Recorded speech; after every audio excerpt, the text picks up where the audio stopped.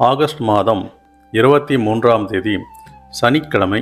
திதி பிற்பகல் 12:29 வரை அமாவாசை திதி, பின்பு பிரதமை திதி.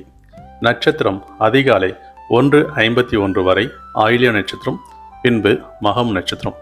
நல்ல நேரம் காலை 7:45 முதல் 8:45 வரை, மாலை 4:45 முதல் 5:45 வரை.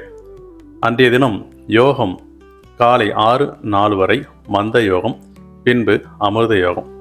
அன்றைய தினம் சந்திராஷ்டமம் அதிகாலை 1:51 வரை பூராடம் நட்சத்திரம், பின்பு உத்திராடம் நட்சத்திரம்.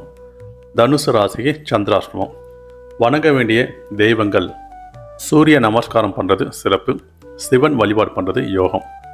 தவிர்க்க வேண்டிய நிறம் கரு நிறம் ஆடை அணிவது தவிர்ப்பது சிறப்பு.